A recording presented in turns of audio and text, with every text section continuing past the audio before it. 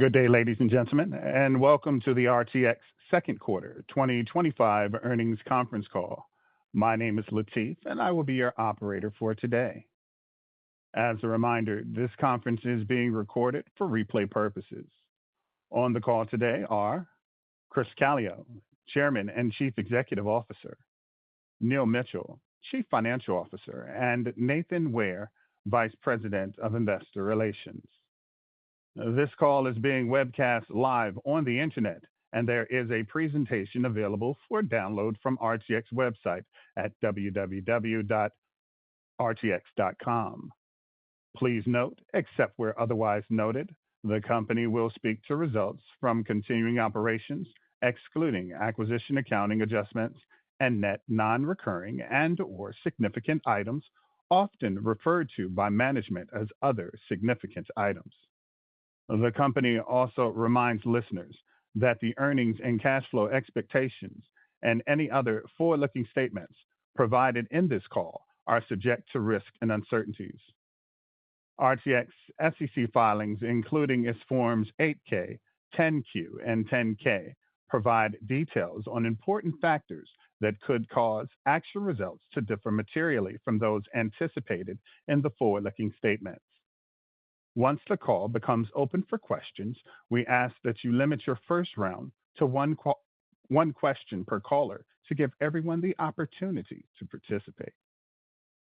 To ask a question, you will need to press *11 on your telephone.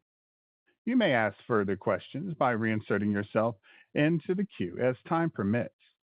With that, I will turn the call over to Mr. Calio. Thank you and good morning, everyone.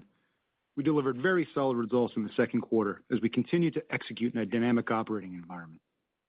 On the top line, sales were up 9% organically year over year, including 16% commercial aftermarket growth, continuing the momentum from Q1. Segment operating profit was up 12% year over year, supported by growth across all three of our segments. And free cash flow for the quarter was approximately break-even, as we previously discussed, primarily related to the 4-week work stoppage at Pratt in May, which we expect to recover in the second half of this year. We also continue to see exceptionally strong demand for our products, with a Q2 book-to-bill of 1.86, and our backlog now stands at $236 billion, up 15% year over year and 9% sequentially, driven by several notable wins in the quarter. Pratt booked over 1,000 GTF engine orders, including up to 177 aircraft for Wizz Air and 91 aircraft for Frontier Airlines, as they further expand their GTF-powered fleets. And Raytheon booked over $5 billion of integrated air and missile defense awards, including $1.1 billion for AIM-9X effectors. This is the largest order in the history of the program and will benefit the U.S. and international customers. I'll now turn to the current operating environment. In commercial aerospace, OE production was strong and in line with our expectations for the first half of the year, and we remain positive on the ramp continuing in the back half, supporting growing demand for our products. Global RPKs are also expected to continue to grow over 5% for the year, which supports low retirement levels and strong commercial aftermarket demand. For example, our V2500 powered aircraft fleet has seen a 1% retirement rate so far this year.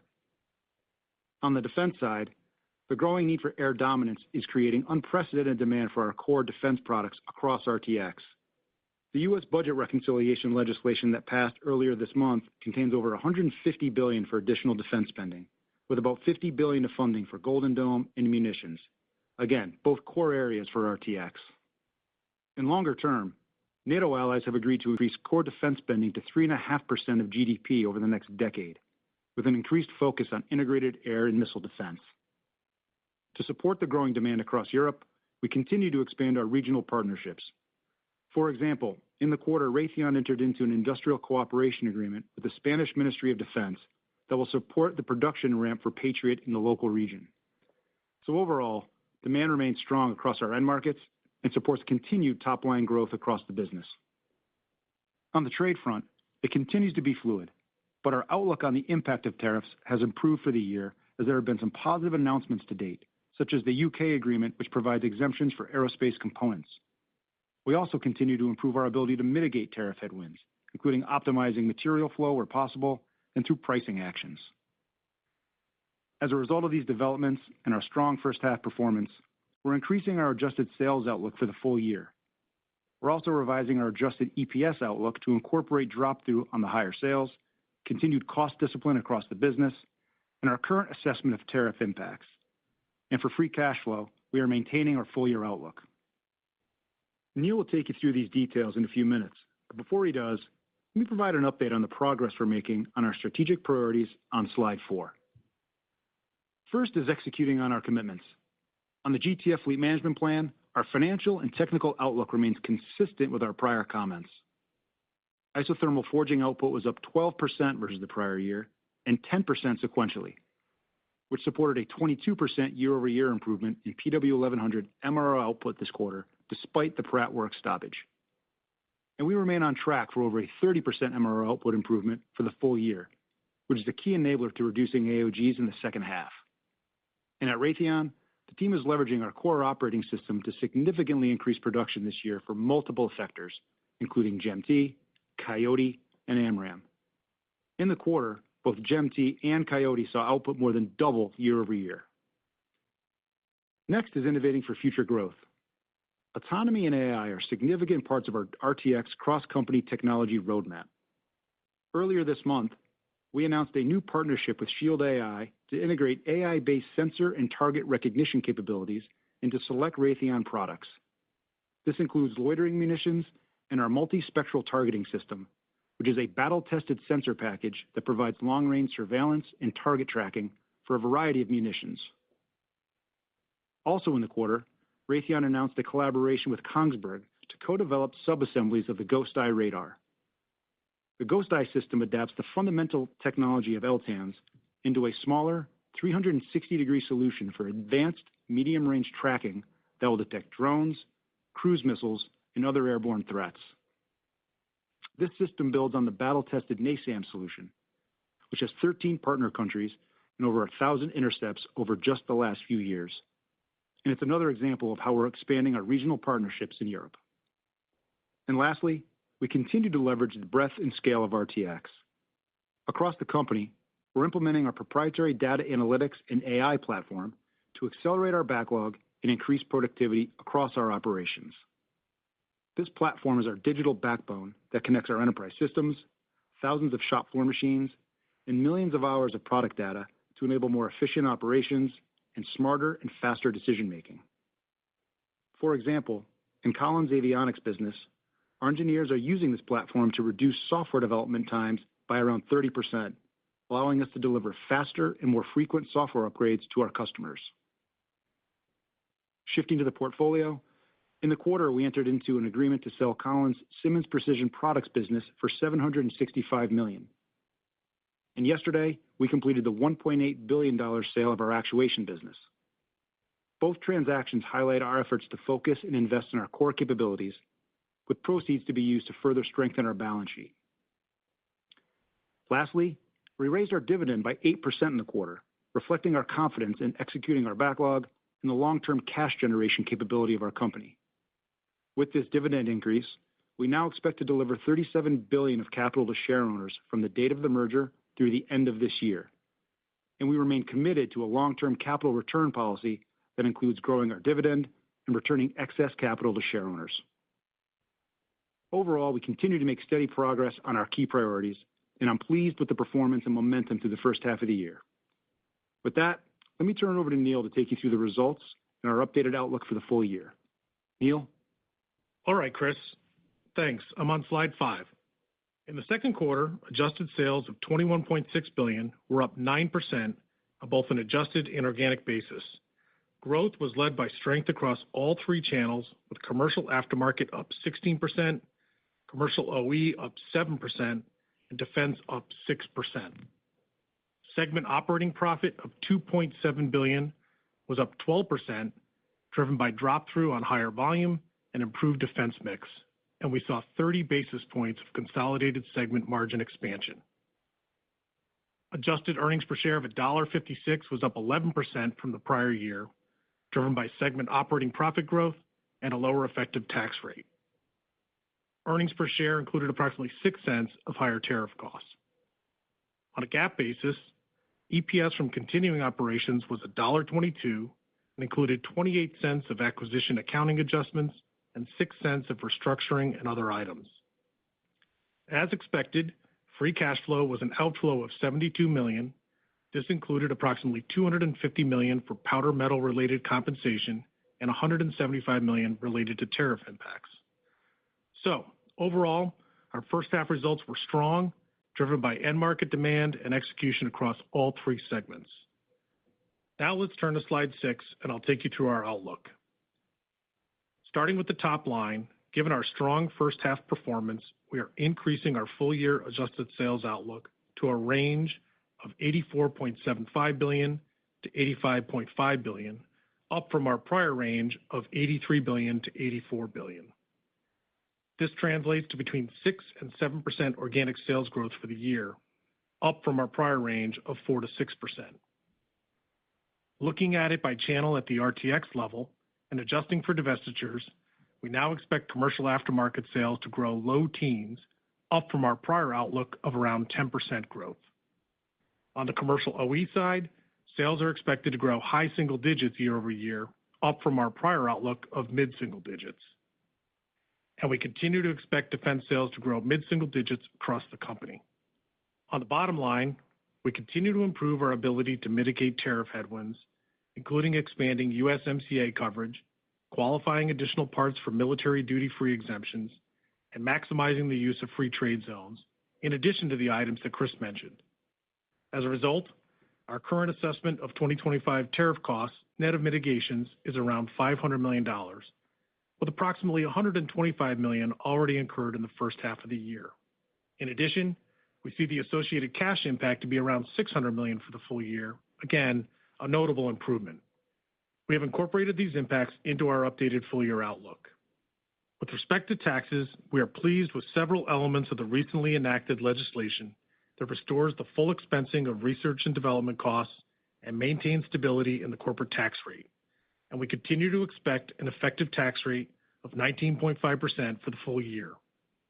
In addition, improved operating performance, including additional profit growth at Raytheon and volume drop-through at Pratt & Collins, is providing 10 cents of EPS improvement, which partially offsets the 30-cent tariff headwind. All in, we now see adjusted EPS at a new range of $5.80 to $5.95 for the full year, versus our prior range of $6 to $6.15. On free cash flow, we continue to expect between $7 and $7.5 billion for the full year, as the headwind from tariffs will be offset by the benefit from improved cash taxes. The primary drivers of our second half cash flow growth will come from segment profit and working capital improvements, including the recovery from the work stoppage at Pratt. With that, let me hand it over to Nathan to take you through the segment results for the second quarter. Okay, thanks, Neil. Starting with Collins on slide 7. Sales were $7.6 billion in the quarter, up 9% on both an adjusted and organic basis, driven by strength in commercial aftermarket and defense. Adjusting for divestitures, by channel, commercial aftermarket sales were up 13%, driven by a 20% increase in mods and upgrades, a 12% increase in parts and repair, and a 9% increase in provisioning. Defense sales were up 11%, driven by higher volume across multiple programs and platforms, including the F-35 and the Survivable Airborne Operations Center programs. Commercial OE sales were up 1% versus the prior year, as expected lower volume on the 737 MAX was more than offset by higher volume on other platforms, including the 787.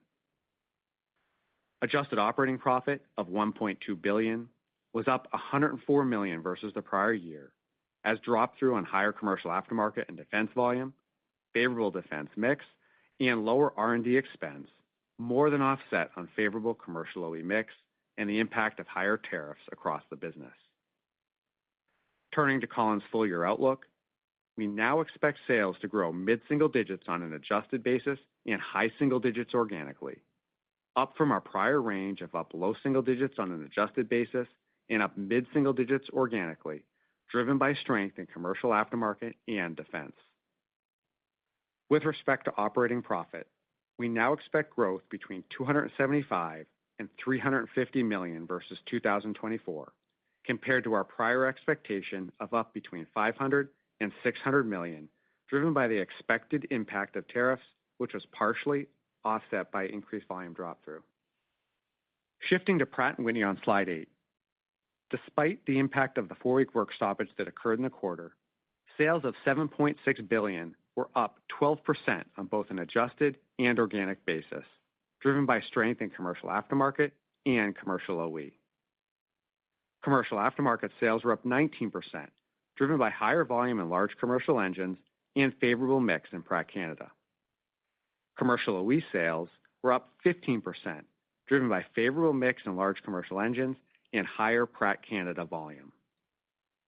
In military engines, sales were flat, driven by F-135 volume, including the impact of contract award timing.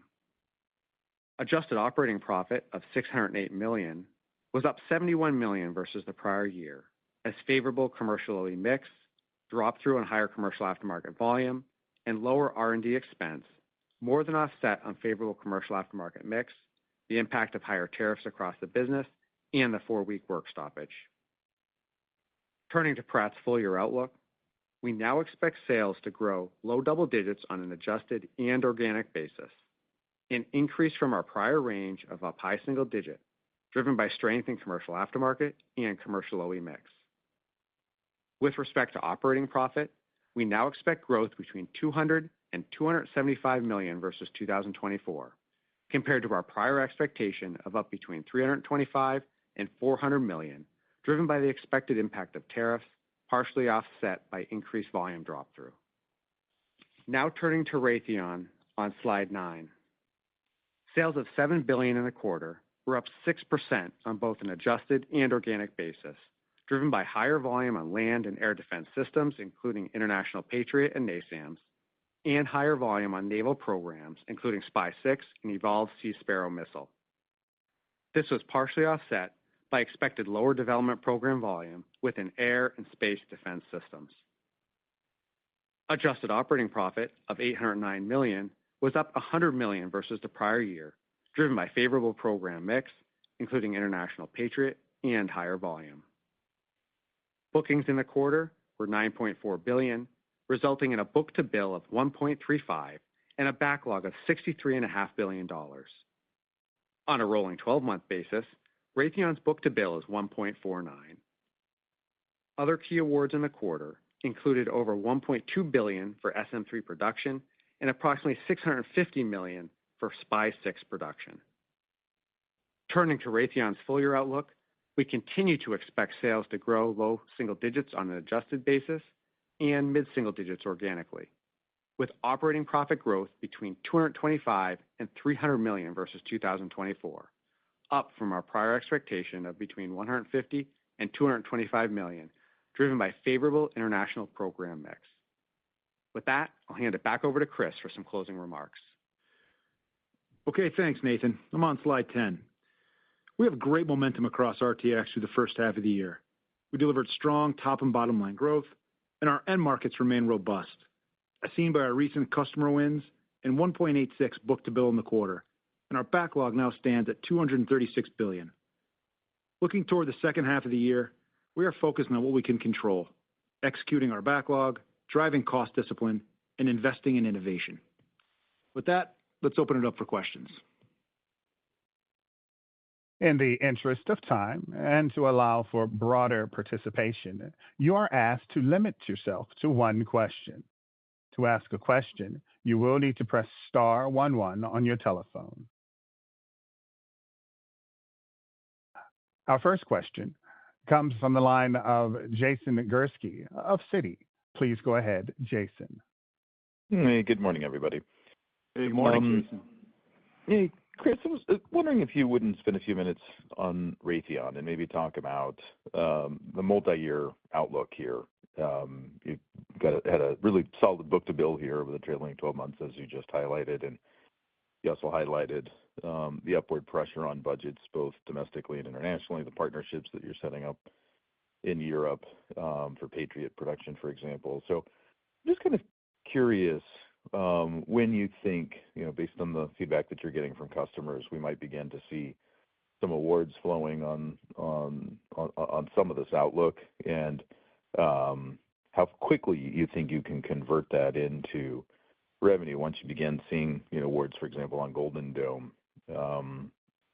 And just kind of the opportunities and challenges that you have ahead of you to go, convert all of this pipeline and backlog into revenue. Just kind of what the multi-year outlook looks like here from a growth perspective. And thanks for the thoughts. Yeah. Well, thanks, Jason. And I think you sort of led off with how I would start this story, which is really on the demand profile. I mean, Raytheon did have another very strong quarter of demand, a 1.35 book-to-bill.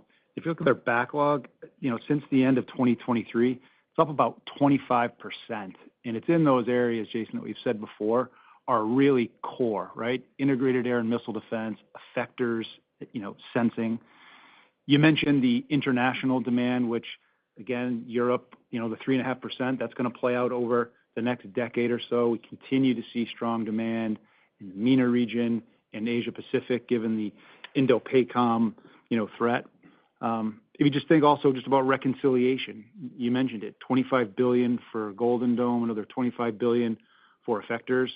We think Golden Dome in particular is really well aligned with our core capabilities and product portfolio. Again, battle-tested and proven systems at each layer.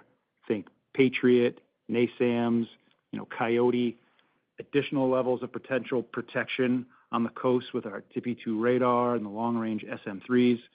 And so really demand across the board. And our focus this year has really been on ramping. We're going to see significant increases this year on a number of key programs. GEM-T and Coyote are going to double, in particular, AMRAAM. And so when we talk about ramping, it's about capacity and it's about the supply chain. We're investing about $250 million this year in capacity, Tucson, McKinney, Camden, and we're injecting people into the supply chain, which is, again, why you're seeing material growth for the 9th straight quarter, at Raytheon. So the demand signal is, again, super strong. We continue to form key partnerships in Europe, set up second sources, co-production, all the things to help, drive this backlog and execute, on this demand. I won't speculate on when some of this stuff like Golden Dome turns into sales and awards, but, there's a significant opportunity there for us. And, we are well positioned and highly engaged in that process. Great. Thanks. Thank you. Our next question comes from the line of Robert Stallard of Vertical Research. Please go ahead, Robert. Thanks so much. Good morning. Good morning. Hey, Rob. Chris and Neil, thanks for the update on the tariff situation, which is obviously tough to predict. But I was wondering if you could give us a bit more detail on some of the moving parts you've given here in Q2 versus Q1, whether you've factored in or seen any negative developments on the demand side, particularly from U.S. airlines. Thank you. Yep. Well, I'll start on the tariff front, Rob, give a little more color there. As we said up front in our prepared remarks, our initial outlook was $850 million. We've now reduced that to $500 million. About half of that reduction comes from the reduced rates and the pausing. The other half comes from the improved mitigation actions that we've talked about. Think USMCA, think some certain pricing actions, optimizing the flow of material around our network. So that's the tariff piece. And again, as an overall sort of macro look at tariffs, I think countries want to get deals done. I think there's going to continue to be some escalation and flare-ups. That's sort of the nature of how these things work. But I think even with some of the more difficult negotiations that are out there, generally speaking, people want stability, they want predictability, and we're confident that those deals, will get done. We haven't seen it at this stage bleed through into demand. You just look at the commercial aftermarket here in the first half. Again, really strong, 18% organic growth. We've seen increased shop visits in the Pratt platforms, both the V2500 and Pratt Canada. If you look at Collins, all their channels had book-to-bills over 1, some very strong demand on mods and upgrades. And again, on a more macro level, I would say the consumer sentiment index continues to rise. Unemployment remains low. think the airline commentary has been around a more stable environment, which provides a good platform for continued strength in the aftermarket. So again, I think we've got our arms around tariffs as we see them today, and continue to see strength in the market. And Rob, let me give you a little bit of color on the segment. So if you think about the $500 million, about $275 pertains to Collins, and that's reflected in their revised outlook, and about $225 relates to Pratt & Whitney. And if you think about the second quarter, so what's behind us, we got about $100 million or so behind us. 60 of it is sitting inside of the Collins numbers in the second quarter, and $40 million is sitting inside of the Pratt numbers. And I already mentioned how much cash we've incurred to date in terms of an outflow. It's about $175. So we got about $425 to go for the rest of the year. Just a little extra color from a segment perspective. That's great. Thanks so much. Thank you. Our next question comes from the line of Miles Walton of Wolfe Research. Please go ahead, Miles. Thanks. Good morning. Maybe just one clarification first and then a question. So the clarification, in terms of the tariff assumptions, are you assuming that they revert on August 1st back to the Liberation Day levels or the new levels, or just they continue at pace where they are? And then the real question is on the reconciliation bill. If you can just put a finer point on the specific benefit you got from the R&D capitalization reversal and how that proceeds over the coming few years. Thanks. Sure. Thanks, Miles, for the question. Just to clarify on the tariff piece, so our $500 million contemplates the rates that are currently in effect today.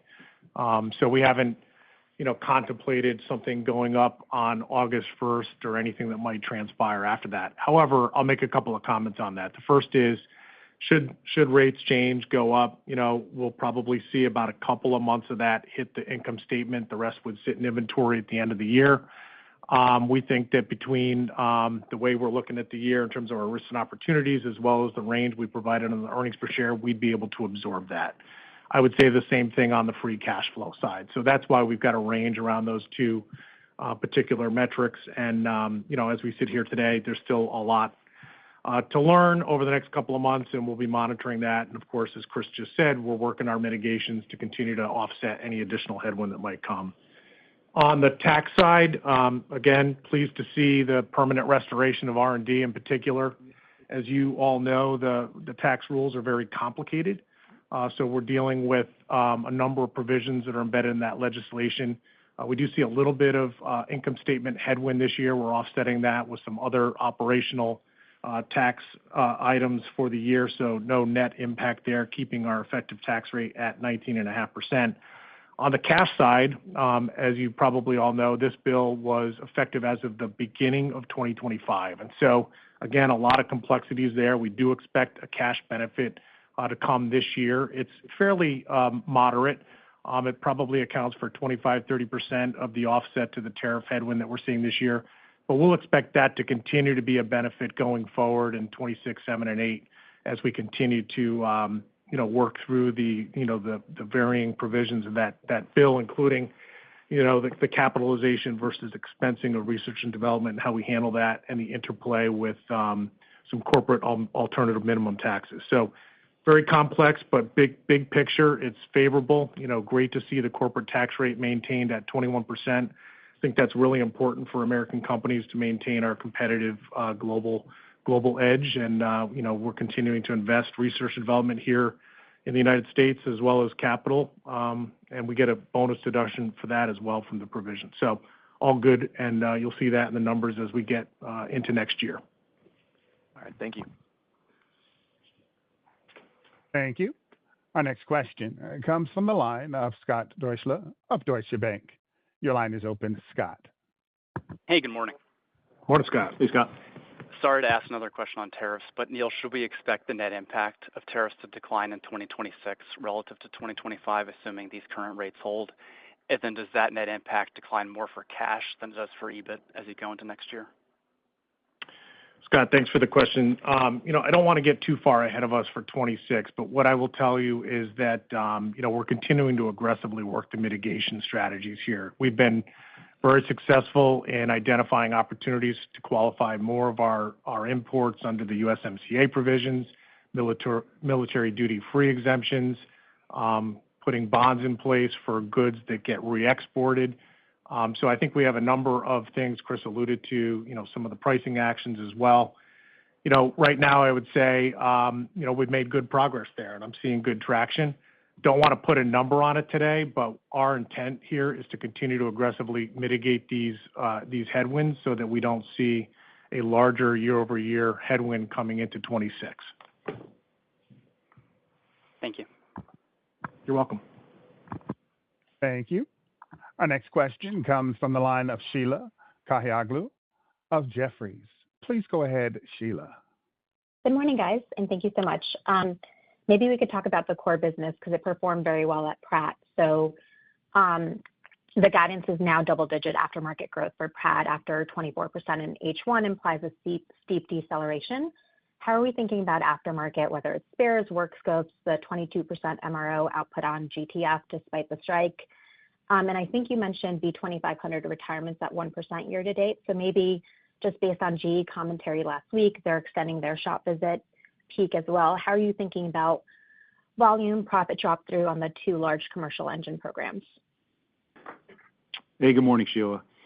So, I'll sort of pick up to kind of where you were going here. On the MRO output at Pratt on the GTF 1100, again, we were pretty pleased, up 22% in Q2. You mentioned that's despite sort of the parts supply impact from the 4-week work stoppage, also on heavier work scopes.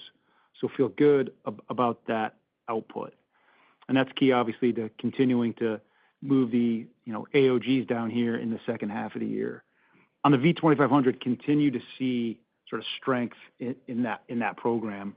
We're obviously halfway through the year and feel really good about the 800 or so shop visits that we forecasted for the year. And I'll tell you, when you look a little bit longer term there, I think that program is going to continue to have strength, frankly, beyond where we thought it would 3-4 years ago. That platform continues to perform exceptionally well. Demand is there. And even as shop visits potentially start to come down at some point, I think you'll start to see the content go up. So feel really good about GTF and the V2500. And then, of course, there's also Pratt Canada, continued strength there in their shop visits and on their portfolio. So feel good about the Pratt commercial aftermarket story. And maybe just to put a finer point on some of the changes in our outlook, Sheila, we talked about Pratt sales now being up low double digits for the year. Think about that as about $800 million of the $1.6 billion top line increase at the RTX level at the midpoint. About half of that is going to be aftermarket. So we now see the aftermarket up mid-teens. We've been working, as you know, to balance our deliveries between installs, spares, and MRO. So again, we see good growth in the back half as well. The compares get more difficult, not just at Pratt, but also at Collins. About $300 million of the $800 million increase is on the OE side. We continue to see good mix there, and the rest is sitting in the defense business. So just a little extra color on the Pratt business. Thank you. You're welcome. Thank you. Our next question comes from the line of Ron Epstein of Bank of America. Your question, please, Ron.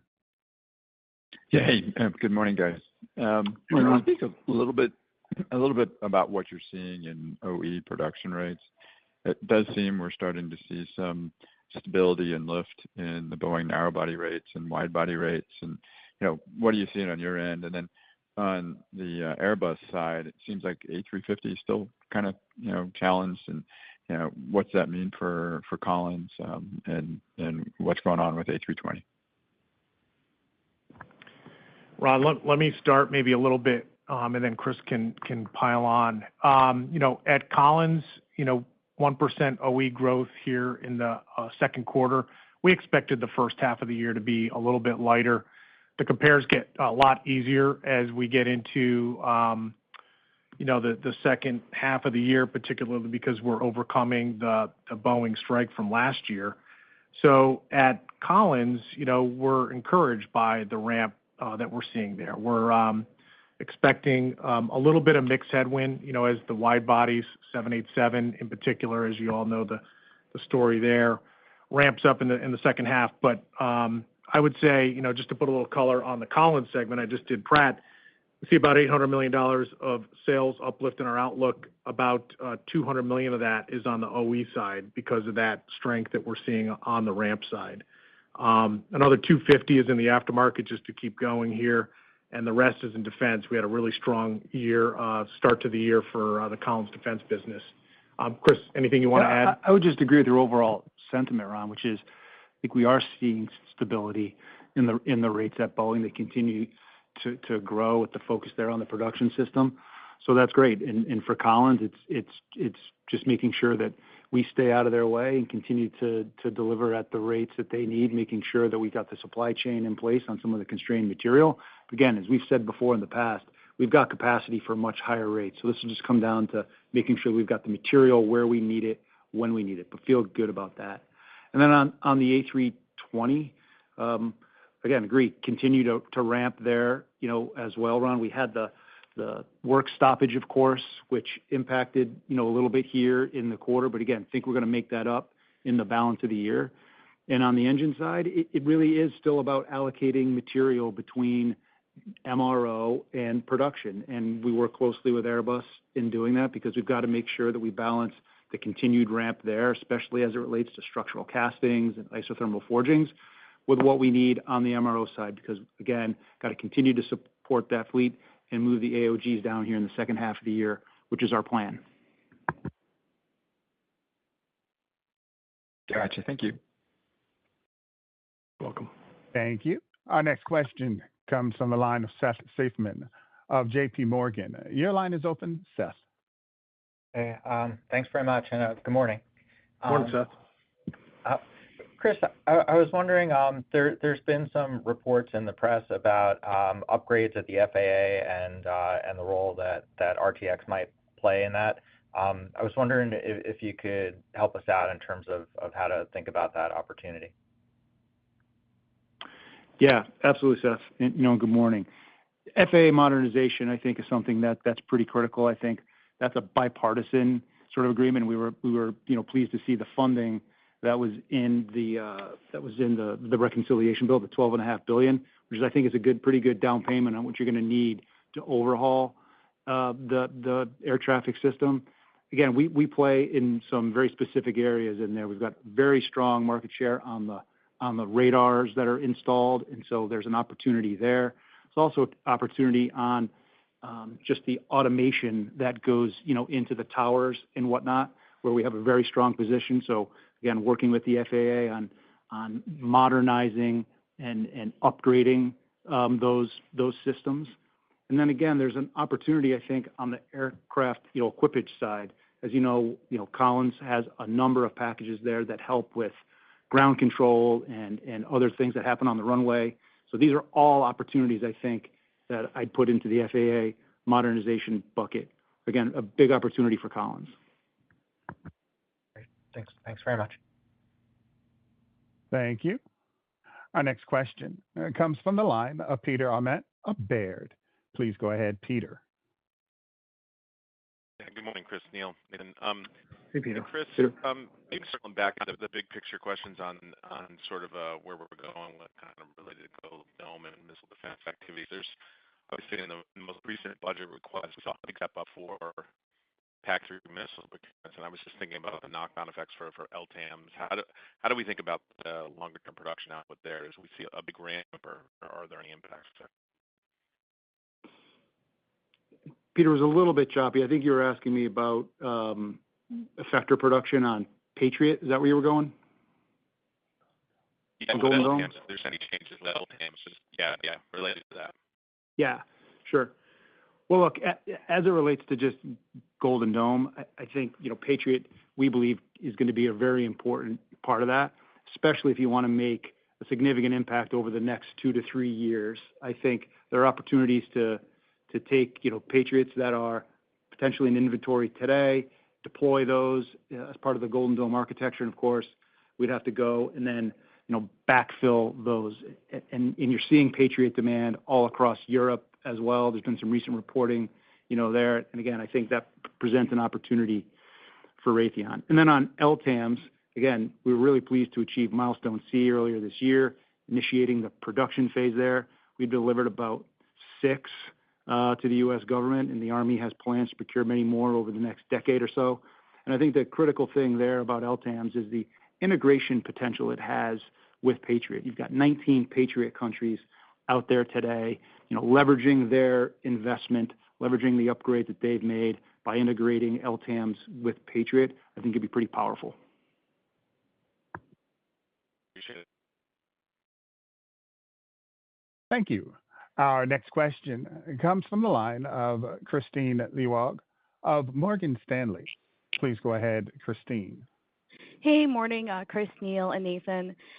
Maybe on long-term free cash flow, it sounds like the company's end markets have significant multi-year tailwinds. You've talked about commercial aerospace OE improving, aftermarket is still strong, defense bookings up, and your supply chain investment should accelerate earnings in the next few years. So if we think about 90 to 100% free cash flow conversion to net income, reversal of some of the working capital you've invested, and the end of the GTF cash outflows from the powdered metal issue, should $10 billion be the minimum free cash flow in 2027 and beyond? Kristine, let me start. Thanks for the question. I know there's a lot of interest in our free cash flow. First of all, I want to emphasize the fact that we're confident in our $7 to $7.5 billion for this year. Obviously, there's work to do in the second half. There's a few things that are going to drive that. Just to remind everyone, we'll see a recovery from the Pratt strike, which is what impacted us here in the second quarter. And that's about $1 billion. So we expect most of that to recover in the third quarter. We've got a number of delivery milestones that are attached to cash receipts as well, particularly in the Raytheon business. There's some international advances. Those can be lumpy, but certainly feel confident those are within the year. And then you'll notice when you get to look at our balance sheet, the receivables are a little higher. So we expect to collect that naturally here in the third quarter. And then we haven't talked about it, but the contract award timing for Pratt with respect to lots 18 and 19 on the F-135 is expected to come into play here in the third quarter, and that will drive some upside in both sales and cash. So starting with this year, of course, longer term, if you just look at, the guides we've provided this year, there's about, call it $1.2 billion of powdered metal related compensation in the full year. And if you add that back, you get to about $8.5 billion of what I'd call operational free cash flow. That's well over 100% of adjusted net income. And for all the reasons you articulated, continued growth on the OE side, strength in the aftermarket with RPKs continuing to grow in the 3 to 5% range, for example. Strong defense backlog. A lot of it sitting in our backlog today. Certainly not going to put an exact number on it today, but we expect to see tailwind in the free cash flow over the next several years. And I would add to that the benefits that I just talked about a little earlier with respect to the tax legislation. So feeling really confident in the free cash flow generation of the company, and we're starting to see that be more regular occurrence through the quarterly cadence. Great, thank you. Thank you. Our next question comes from the line of Doug Harned of Bernstein. Please go ahead, Doug. Good morning. Thank you. Hey, Doug. Hey, Doug.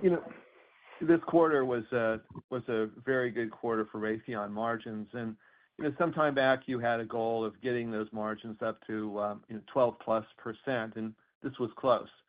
Can you talk about how you see this trajectory going forward, given that one of the issues had been performance on some fixed price development programs, which we were hoping to see get wrapped up, and then the other side of this, you've got a lot more international demand, mature fixed price programs ahead of you. How should we think about getting to that 12% plus number now? Doug, let me start here. You've pointed out a number of the positives here, and we agree. We're really happy with the performance in the second quarter. I would attribute that a lot to what I call the base margin on the mix. Once you have a chance to kind of look at the composition of our sales, you'll see that on a year-over-year basis, our FMS and DCS sales are up almost $500 million. So we're seeing the mix that we've been talking about come out of our backlog and come through the income statement with the margins that we would expect. We also saw we're continuing to see balance, if you will, on the productivity. So about $15 million year-over-year productivity year to date, starting to turn the quarter there. But I think what's most important is seeing it in the base margins of the programs that we're adding to the backlog.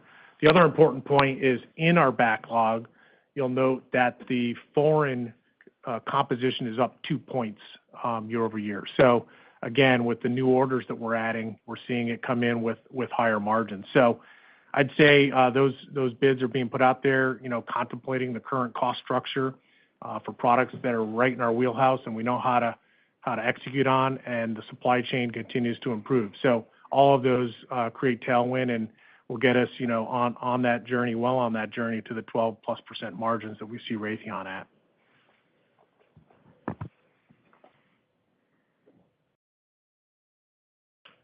Thank you. Our next question comes from the line of Gautam Khanna of TD Cowen. Gautam, your line is open.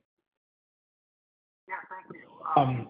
I wanted to ask on the GTF-A, if you could just give us an update on how that gets spiraled in, both for OE and aftermarket. And if you could also just update us broadly on supply chain. And take it any way you want. Sure. Good morning, Gautam. So on the GTF Advantage, again, production has already begun. We've got deliveries planned for the later in this year, towards the end of this year. The cutover, the spiral in, as you called it, is going to happen over a couple of years, and that's to appropriately manage the risk, ensure the production maturity and supply chain stability. And then, as you noted, there is the hot section sort of plus package that we're putting together, which is the 35 or so parts of the GTF Advantage that we're gonna kit. These comprise the overwhelming majority, almost 90% of the durability improvements from the GTF Advantage, and those are going to start to enter into MRO next year. Supply chain overall, I would say, continue to see improvements. I mentioned the structural castings up over 20%, at Pratt. I also mentioned the 9 consecutive quarters of material growth at Raytheon. And then at Collins, again, it's got a huge supply chain network, and we've seen reduced overdue line items about the tune of about 25% so far this year. All really, good signs for us. And I would tell you that this is one of the main areas of our core operating system.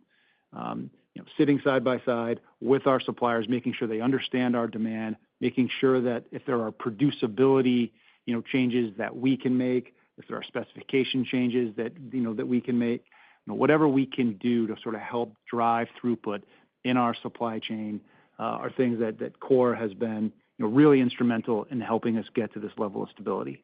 Again, more to do.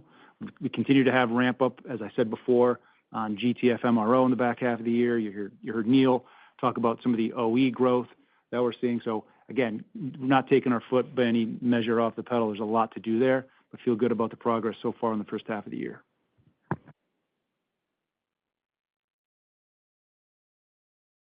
Thank you. Our next question comes from the line of David Strauss of Barclays. Please go ahead, David. Thanks. Good morning. Morning. Morning, David. Chris, you've highlighted a number of times your forecast for GTF AOGs to come down in the second half of the year. Any sort of quantification of what that might look like in terms of how much we should expect AOGs to come down in the second half of the year? And then, just a quick one, if you could touch on some of the non-recurring items in the quarter, the customer bankruptcy at Pratt, and then the extent of the restructuring you're doing at Collins. Thanks. Yep. On the AOGs, David, I'll just say, they've stabilized, and we're expecting them to come down meaningfully here in the second half. And that's going to, again, be on the back of continued growth in MRO output. As I said to Sheila's question, we were pleased with the 22%, increase in Q2. especially given the strike, especially given the work scopes. We've seen improvement in our in-shop turnaround time. That's continued, to trend positively. But again, we need to continue to see that ramp, happen, in that 30% increase range as we move through the year. That's going to be the instrumental piece of this. That's what's going to move this down meaningfully here in the second half of the year. Yeah, let me pick up on the non-recurring items. First of all, you saw we had a charge at Pratt & Whitney. We did have an airline customer that filed for bankruptcy, unfortunately. However, we are continuing to work with that customer, as you'd expect. And over time, I believe that they will continue to utilize our assets, and that in the long term, we will likely, realize some recovery there. But as a matter of practice, we reserve for that when that occurs. So that's that.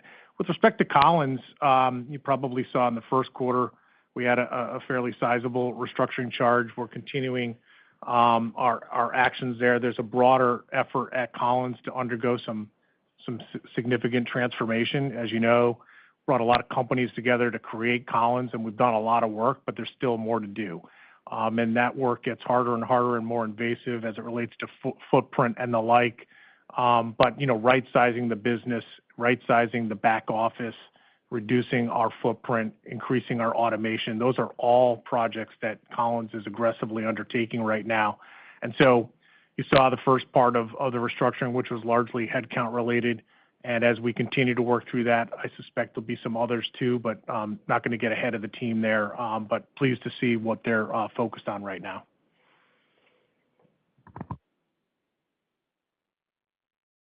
Thank you. Our next question comes from the line of Scott Mikus of Melius Research. Please go ahead, Scott. Neil, Chris, very nice results. I wanted to ask about Pratt and the GTF Hot Section Plus offering. Given that 80% of the GTF fleet is on power-by-the-hour maintenance agreements, if the customer wants to retrofit to the GTF Hot Section Plus, is that cost being covered by the customer or by RTX? And then as you do those retrofits, should we expect favorable EAC adjustments at Pratt from time on wing benefits, or are those benefits already baked into your margin booking rates there? Yeah, thanks, Scott. On the Hot Section Plus, again, that'll be a customer-by-customer determination. I mean, to be very frank, we've invested, heavily in the GTF Advantage and, of course, heavily in the Hot Section Plus. And so our intention is to get value for those investments as we offer them into MRO. But again, we will look customer by customer, contract by contract, and sort of take the right position, based on those contracts and on the customer situation. But again, our overall posture is we should be getting value for that investment. And yes, it is going to have a significant time on wing benefit. As we said, the Advantage itself was going to be kind of a 2x time on wing improvement, and the Hot Section Plus is going to get 90 to 95% of that time on wing, benefit. So do expect it to be, a significant shot in the arm for the program and for the fleet. And with respect to the margins, I've talked about the fact that the GTF margins are positive. When you average the last couple of years, they're double digit. We continue to be measured in our approach there. These are long-term contracts. We don't want to get ahead of ourselves. We've contemplated a certain aspect of time on wing in the base contract assumptions, but we're really excited about this additional option, and where it makes sense, we'll be putting that into these engines with the customers. And to the extent that drives a benefit, we'll see that later in the contract term. But right now, taking a very prudent approach to maintaining the margins where they are on the GTF program. All right, thanks for taking the question. Thank you. Our next question comes from the line of Gavin Parsons of UBS. Please go ahead, Gavin. Thanks, guys. Good morning. Good morning, Gavin. Maybe carrying through on Pratt margins, what's the right medium-term margin rate for Pratt, and how should we think about kind of the directional GTF services margin expansion, or the OE engine loss and spare mix, and then other contributors like V2500 and Pratt Whitney Canada? Thanks. A lot there, Gavin. Let me provide a little bit of context. So first of all, pleased to see the margin expanding at Pratt and then overcoming, some of the tariff headwind. That's important. You think about the growth drivers there. We're going to continue to ramp on the OE side. That's going to drive a little bit of headwind over the next couple of years as we put more and more of those engines on wing on new aircraft. On the aftermarket, but that's going to continue to grow as well. It's going to grow profitably, and it's going to grow above the composite Pratt margin that you see today. So I expect tailwind to the overall Pratt margins, over the next couple of years. Again, not going to put a number on it, but certainly the ingredients are there. Chris talked about the V2500. Today, if you asked us a year ago about the outlook on shop visits, it would have been lower. We're seeing improvement in the number of shop visits and the mix. Those are much heavier on the V. So I see sustained revenue and profit from those aftermarket visits over the next several years as well. All of that, I think, puts us in a position where Pratt's margins continue to expand sequentially as we go through 25, 26, 27. As we've talked about longer term, Pratt is a mid-teens, low to mid-teens business.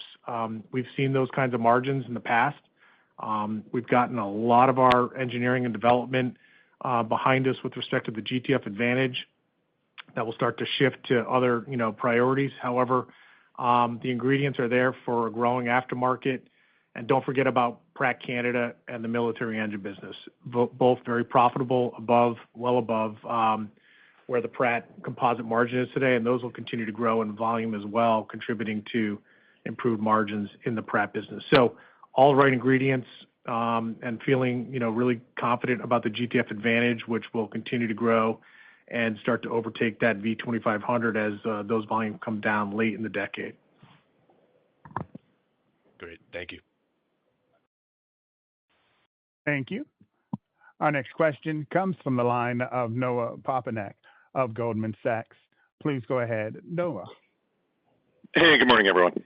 Hey, Noah. Chris, you've made a few comments on the call here suggesting overall aftermarket MRO, I guess, engine and outside of the engine are different, but that aftermarket capacity has improved. I guess, has there been a step function improvement in ability to get work through, or is it more of a stabilization? I'm just curious if you can put a finer point on that. And then, Neil, on the R&D cash in free cash flow, is there any refund or retroactive catch-up, or is it pure you had a expense versus amortization mismatch this year and now that's gone? No, let me start on the R&D. I mean, it's pretty complicated, and over the last couple of years, we've been, getting some refunds on the tax side as it relates to R&D, as definitions have been crystallized through the regulations. That said, as it relates to this year's outlook and the improvements, I'd say, like I said, about 25% or so of the free cash flow tailwind comes from the implementation of this new regulation. It's pretty complex in how we're going about doing that because it does drive our taxable income lower with the expensing and the continued amortization of the prior years. So I won't get into any of the other technical things there. But over time, all of the research and development that we have capitalized and we will continue to incur will be deductible for tax purposes as it relates to the U.S. expenditures. And so that will drive a continued sustained cash tax benefit over the next several years. Chris? Yeah, on your question, I think where you were going is on GTF MRO output, and yeah, pleased with the 22% here, and yes, we've added capacity and additional shops to the GTF network. We've talked about that a few times, but really, when you think about the growth in output, it's improving the velocity and efficiency in our workhorse existing shops today. Think MTU, think Pratt, think Delta. Those are the shops that continue to drive output, to drive material into the shop, and to shrink the in-shop turn time that I referenced earlier.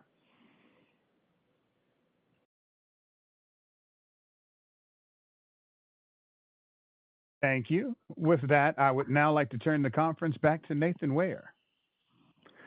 All right. Thank you, Latif. That concludes today's call. As always, the investor relations team and I will be available for follow-up questions. Thank you all for joining, and have a good day.